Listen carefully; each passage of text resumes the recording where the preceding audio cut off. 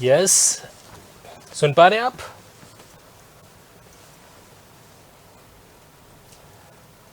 आपकी आवाज़ नहीं आ पा रही है। ऑडियो क्लियर है? Hello. Hello, good evening sir.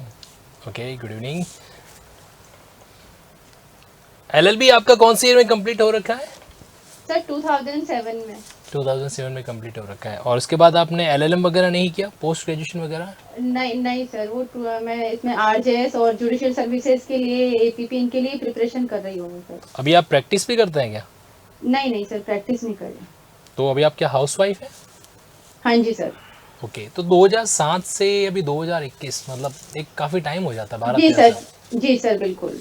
वो 2007 में एलएलबी हुई और 2008 में सर शादी हो गई थी। फिर वैकेंसी 2011 में आई थी आरजेएस की, वो मैंने फाइट किया था। हम्म। पर उस वक्त मैं प्रिपेयर नहीं थी। उसके बाद 2013 का मैंने आरजेएस फाइट किया है और जेएलओ भी फाइट किया था। हम्म। उसके साथ बाद सर सर्कमस्टेंसेस थोड़े फैमिली के ऐसे हो गए, तो मैं दोबारा फाइट नहीं कर पाई। मेरे को ब्रेक लेना पड़ा 3-4 साल का। और अभी मैंने लास्ट आरजेएस 2019 का फाइट किया है। रिटर्न मेंस क्लियर नहीं हुआ था सर। हम्म। तो कहीं कहीं आपको थोड़ा सा 2-4 बार फेलियर से सीखने को मिला होगा। बिल्कुल सर, बिल्कुल कुछ सीखने को बातें मिला बताएंगे है। आप? कुछ बातें बताएंगे, फेलियर के रीज़न क्या ऑब्जर्व किया आपने, क्या एनालिसिस किया आपने फेल के होने के पीछे? सर मैं पढ़ाई को शायद घर से ज्यादा टाइम नहीं दे पा रही थी सर। हम्म। तो एक मैरिड कैंडिडेट को, खासकर जब वो महिला जी। कैंडिडेट है, तो जी सर। कंपटीशन के हिसाब से अगर उसको टाइम मैनेजमेंट करना हो तो कैसे करना चाहिए? सर अपनी पढ़ाई को भी पूरा ध्यान देना चाहिए, बच्चों के साथ साथ, घर के साथ साथ। हम्म। किस तरीके से टाइम मैनेजमेंट, वही तो कह रहा हूँ मैं, कैसे मैनेज करना चाहिए उसको, कुछ एग्जाम्पल से बताएं मुझे। सर अब जब जैसे लास्ट ईयर मैंने टाइम निकालने का कोशिश किया, तो सर मैं बिल्कुल निकाल पाई। मैंने इंस्टीट्यूट भी ज्वाइन किया, घर फैमिली बच्चे सब मैनेज किए मैंने लास्ट ईयर जब किया। हम्म। चलिए ठीक है। 1998 में जब आपका 10th हुआ था, जी सर। तो उसमें इसको बोर्ड एग्जाम कहा जा रहा होगा, अभी भी कहा जा रहा है? अब सर वो अपनी जो नई शिक्षा नीति सर लॉन्च हुई है, उसमें इसको बोर्ड नहीं कहा जा रहा है सर। हम्म। पहले इसमें 10+2 का था, अब इसमें 5+3+3+ करके, और सर नई शिक्षा नीति के हिसाब से इसको बोर्ड नहीं कहा जा रहा है। किशोर न्याय अधिनियम आपने सुन रखा है? जी सर। उसके अंदर जब बच्चे की आयु को लेकर विवाद होता है, जी सर। तो एक धारा 94 है जिसका इस्तेमाल करते हैं। जी सर। कुछ जानकारी है उसमें, एज डिटर्मिनेशन, आयु निर्धारण किन किन तरीके से किया जाता है? कुछ कनेक्शन उसका बोर्ड जी से जी है, ये हिंट जी मैं सर। आपको दे रहा हूँ। जी सर, एक तो उनका जो माध्यमिक शिक्षा बोर्ड का जो 10th की जो मार्कशीट होती है, हम्म। उसके हिसाब से किया जाता है। और अगर उसके हिसाब से नहीं हो पाता है, तो सर शारीरिक परीक्षण किया जाता है, जो उनकी वो, तो उससे उसका मेडिकल करके फिर एक आयु है वो अप्रोक्सीमेटली डिसाइड की जाती है। मेडिकल करके कुछ पर्टिकुलर हम्म, टेस्ट का नाम बता पाएंगे आप, कौन सा टेस्ट करते हैं? सर इस बार इस टाइम मैं रिकॉल नहीं कर पा रही हूँ, शायद वो नहीं, सॉरी सर, रिकॉल नहीं कर पा रही हूँ। कुछ हड्डी वगैरह से संबंधित हाँ टेस्ट? हाँ, बिल्कुल बिल्कुल सर, हड्डी से होता है। क्या नाम है टेस्ट का? सर मैं टेस्ट का नाम रिकॉल नहीं कर पा रही हूँ सर। चलिए कोई बात नहीं। प्रोबेशन ऑफ ऑफेंडर एक्ट जेलों के सिलेबस में था? प्रोबेशन ऑफ ऑफेंडर डायरेक्ट नहीं सर। नहीं था। सेक्शन 360 है सीआरपीसी का हमारे पास। सेक्शन 360, 360। जी जी जी सर। तो जहाँ पर 360 एप्लीकेबल होता है, वहाँ पर ये प्रोबेशन कानून लागू हो सकता है? सर अब जैसे जब प्रोबेशन एक्ट आ चुका है, तो सर 360 का इतना वैल्यू रह नहीं जाता है, अब प्रोबेशन एक्ट ही लागू होता है। तो फिर क्यों ऐसा लिखा है उन्होंने कि जहाँ पर प्रोबेशन एक्ट लागू होगा वहीं पर सिर्फ ये अधिनियम की बात आएगी, 360 नहीं आएगा? क्या अभी भी कोई ऐसे एरिया है जहाँ पर 360 सीआरपीसी लागू होता हो?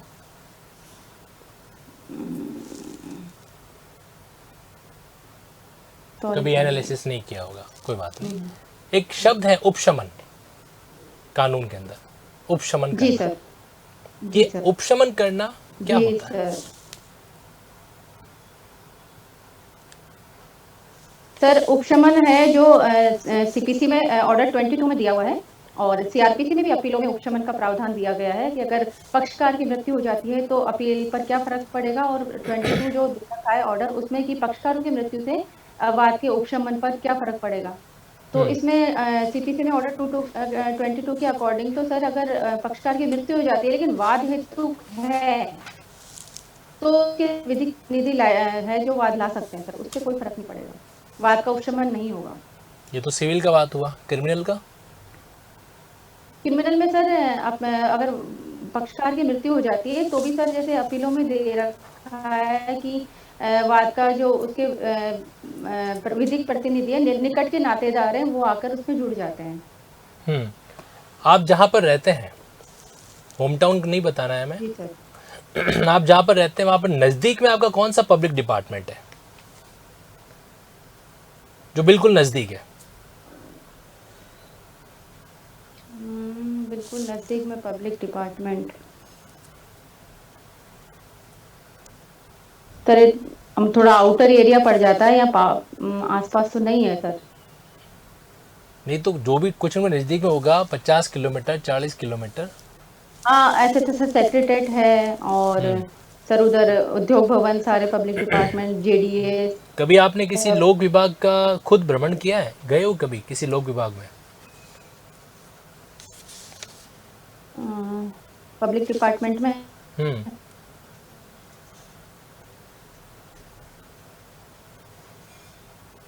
नहीं गए?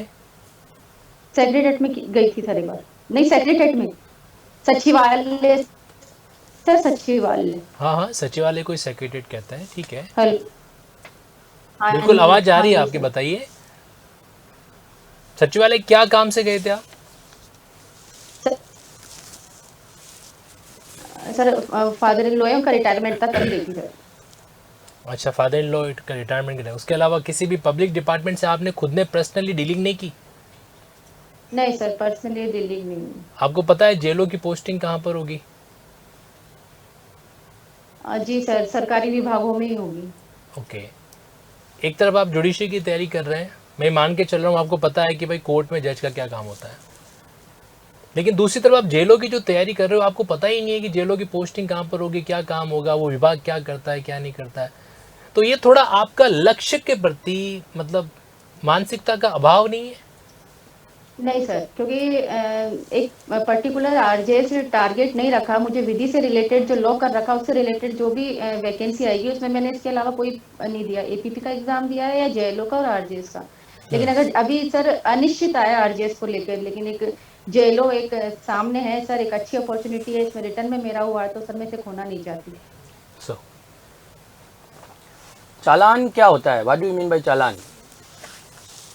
चालान सर सीआरपीसी की धारा 173 के 2 में डिफाइन कर रहा है, इसमें बताया गया है और इसकी डेफिनेशन है वो धारा 2 के क्लोज इसमें आर में उसमें द में दी गई हुई है कि पुलिस जब इन्वेस्टिगेशन पूरी कर लेती है तो उसके बाद में अभियुक्त के विरुद्ध जो कोर्ट में आरोप पत्र पेश करती है उसे ही आमतौर पर कानूनी भाषा में चालान कहा जाता है।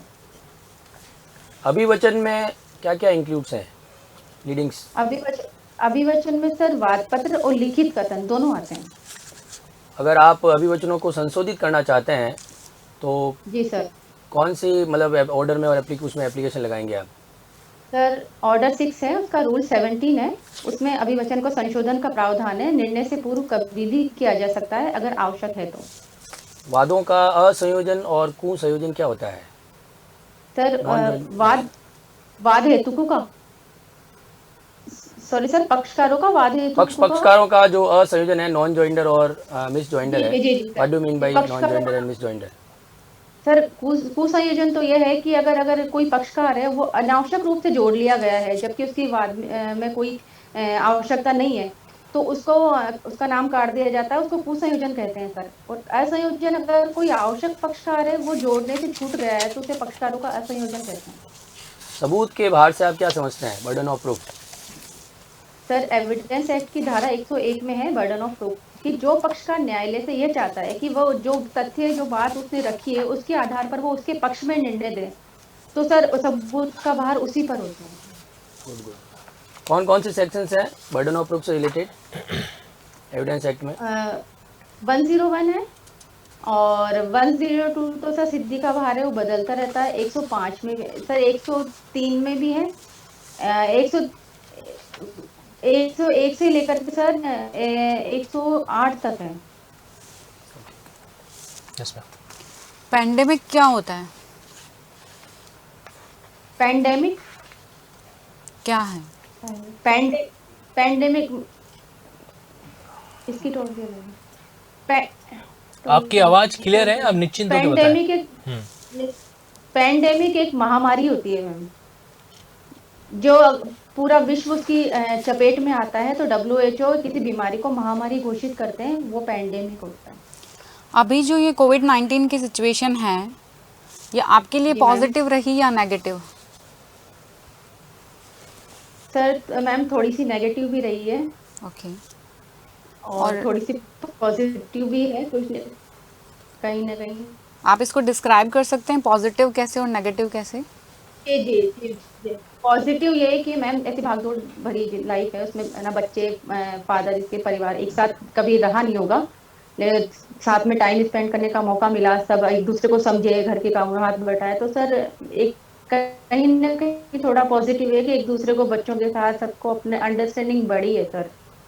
और इसका नेगेटिव पॉइंट ये रहा कि सर कि जो पर्सनल जो बिजनेस था उस पर थोड़ा अफेक्ट हुआ है। लाइफ में क्या ज़रूरी है, पैसा, गोल या फैमिली?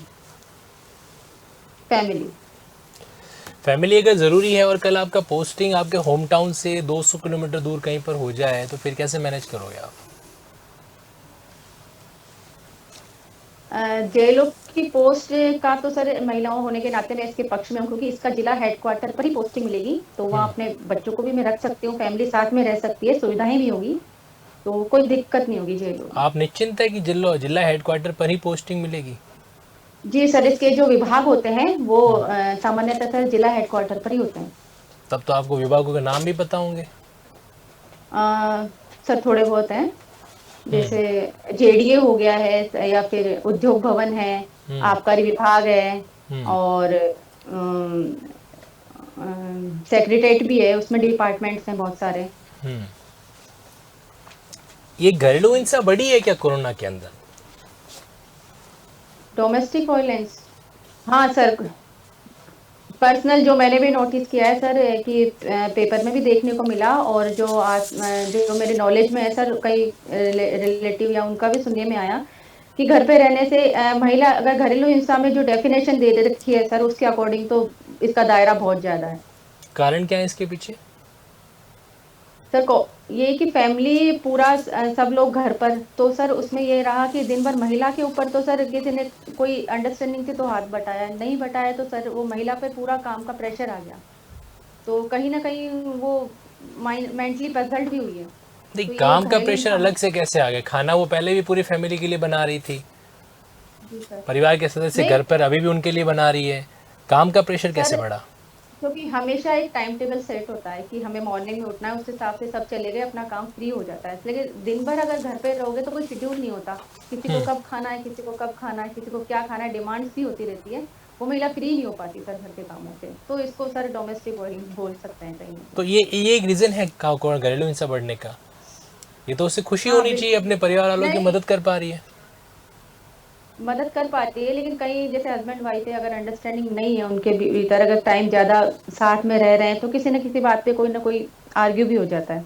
तो यूँ तो अगर दो मित्र भी साथ में रहे तो उनके बीच में भी आर्ग्यू हो जाता है, तो क्या उसको भी एक तरीके से घरेलू हिंसा जैसे कोई मित्र हिंसा का नाम दिया जा सकता है क्या? नहीं नहीं, वो कोई ऐसे नहीं। फैक्टर बताओ जो स्पेशली क्या है कि वो महिला है इस कारण उसके साथ हिंसा ज़्यादा हुई है, ऐसा कोई कारण है?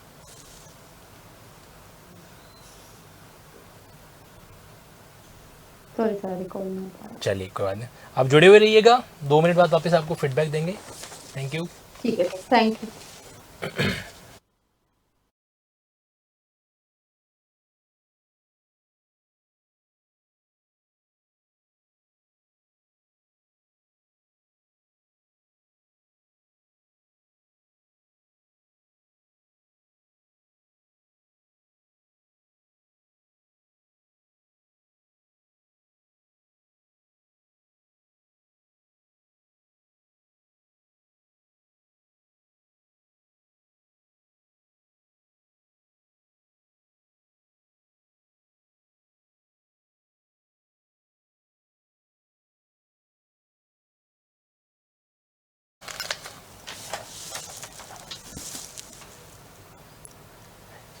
Yes Nirmala ji, yes sir. First of all तो आपका इंटरव्यू जो है बड़ा इंप्रेसिव रहा। मतलब कई बातें जो है मुझे व्यक्तिगत रूप से भी और बोर्ड को भी अपने आप में बहुत प्रभावित की। आपका जो कमांड है कानूनी पहलू पर वो वाकई में काबिल तारीफ है और अच्छी बात है, बट इस चीज़ को लेकर ध्यान रखना, हमें अति आत्मविश्वासी नहीं होना है। हमेशा याद रखो, आत्मविश्वास और अति आत्मविश्वास के बीच में एक छोटी सी पतली सी डोर होती है। बिल्कुल सर। जैसे ही आप क्रॉस कर जाओगे आप ओवर कॉन्फिडेंट कहलाओगे और वो आपका नकारात्मक छवि बन जाएगा। ठीक है, जी बिल्कुल। कानूनी कॉन्सेप्ट ठीक है, आत्मविश्वास से आपने सारे आंसरों का सवालों का जवाब भी दिया। स्पष्टवादिता है, ये मुझे अच्छा लगा। बोलने के अंदर स्पष्टता है और स्पष्टता इसलिए है क्योंकि आप जो भी जवाब दे रहे हो ऑनेस्टी के साथ में दे रहे हो, है ना। जी सर। बट बीच में कुछ सवालों का जवाब देते समय आप व्यक्तिगत जीवन को जोड़ रहे थे, जो कि गलत है ना। ठीक है। मैंने पर्सनली भी ऐसा फील किया, वो किया थोड़ा सा उसमें, खासकर अगर कोई मुद्दा भावनात्मक टाइप का आता है तो उससे दूरी बनाने की कोशिश करो, क्योंकि नहीं तो आपकी जो ओपिनियन है वो बाइस्ड हो जाएगी। बाइस मतलब पक्षपाती हो जाएगी वो। जी सर। ओके, बाकी आप न्यूट्रल बने रहेंगे तो ठीक है। घरेलू हिंसा का जो सवाल है उस पे मुझे लास्ट में जाते जाते थोड़ी सी भावुकता दिख रही थी, है ओके ना? सर। वो नहीं, सिर्फ एक महिला हो इस एंगल से ही उसका आंसर देंगे नहीं। आप जुडिशरी की भी तैयारी कर रहे हैं, ऑब्वियसली बात है, भविष्य में आप जज भी बने तो आपको न्यूट्रल रहना पड़ेगा, तो यहाँ पर भी थोड़ा सा रखें। और दूसरी बात है, पब्लिक डिपार्टमेंट की जानकारी रखें। मैं सिर्फ विभाग इसलिए गई थी कि फादर इन लॉ का वो क्या था, रिटायरमेंट फंक्शन था, सिर्फ एक बार आप विभाग गए हैं वहाँ पर, और इसके अलावा आपको दूसरे विभाग के बारे में देखो। जरूरी नहीं है कि सारे काम खुद करने पर ही पता करेंगे, नेट घर पे बैठे बैठे इंटरनेट से जानकारी ले सकते हैं। बिल्कुल सर। तो ये थोड़ा सा आपको वर्क करना चाहिए। प्रैक्टिकल वर्किंग पे आप मात खा सकते हैं, बाकी आप theoretically, legally, personality wise okay. कुछ इन चीज़ों पर गौर कीजिए। कुछ पूछना चाहेंगे आप? सर अभी अगर राजस्थान के बारे में कितना जीके तैयार करना है सर, इसमें थोड़ा सा मेरे को वो नहीं है सर। राजस्थान के विभाग के बारे में जानकारी रखें। भाषा पे ज़्यादा जाने की जरूरत नहीं है आपको, संस्कृति पे जाने की ज़्यादा जरूरत नहीं है। ओके, सामान्य विभाग के अंदर क्या क्या कार्रवाई होती है, हर विभाग का क्या क्या फंक्शन होता है, और एक जेलों का जनरल वर्किंग क्या रहता है, इसके बारे में आप थोड़ा सा वर्कआउट जरूर करें। Okay, all the very best. Thank you.